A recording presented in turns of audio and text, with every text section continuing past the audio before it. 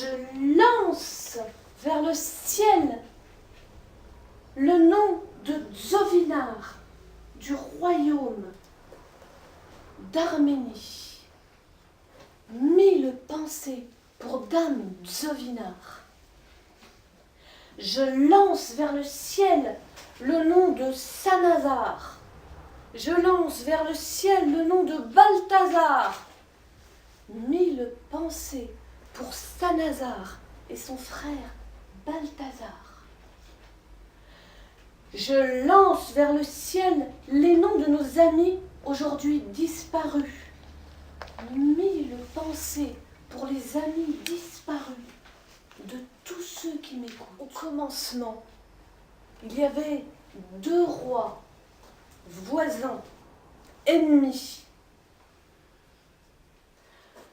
Gakouik, roi d'Arménie, possédait de grandes richesses, mais il était vieux et sans force. Sinam, roi idolâtre, son voisin, était fort et puissant et très envahissant. Le roi Gakouik était vieux et sans force, mais il avait une fille d'une grande beauté. Elle s'appelait Tsovinar.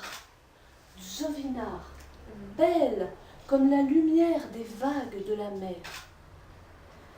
Sa peau était si fine qu'une mouche s'y posant, pan glissait et de ses cils tombait et se brisait 7 côtes. Si Tsovinar sortait le soir sur son balcon, les passants à sa vue, ravis, tombaient. Et se brisaient 7 côtes. Sinam, l'idolâtre, était déjà marié à 39 femmes. Il n'en manquait qu'une pour faire un compte rond.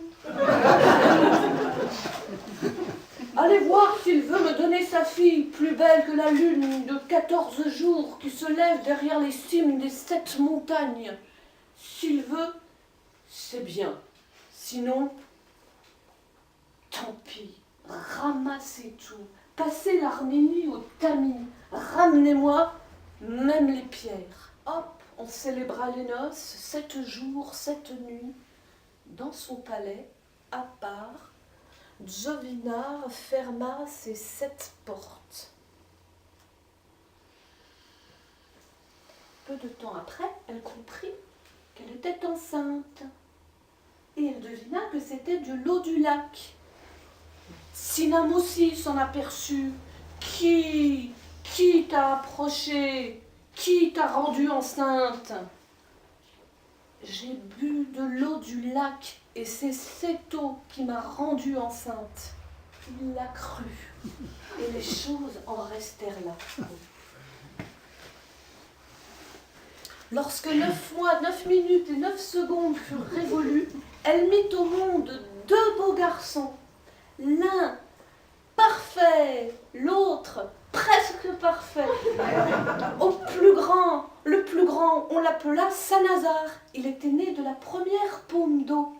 Et le plus petit, on l'appela Balthazar, né de la paume incomplète. En 1 heure, ils grandirent comme d'autres enfants grandissent en 1 année. Sanazar dit à son frère, il vaut mieux se jeter à l'eau plutôt que d'être immolé pour faire plaisir aux idoles.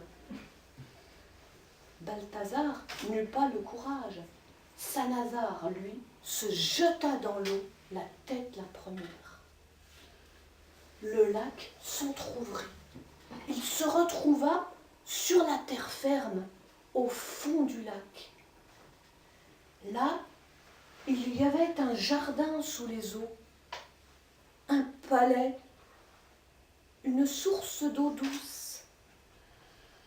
Il vit un cheval attaché là. C'était le poulain Djalali. Une selle nacrée sur l'échine, une épée fulgurante suspendue à son flanc. Il y avait une armoire, un aume d'armure, Il le mit sur sa tête, rembourré de coton, mais il était trop grand. Une ceinture, elle faisait 7 fois le tour de sa taille. Une paire de solerets, il les chaussa, 10 fois trop grand.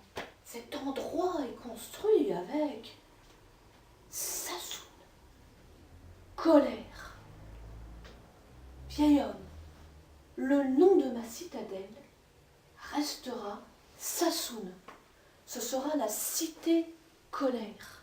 Ce sera la cité de Sassoon. Notre maison s'appellera la maison de Sassoon.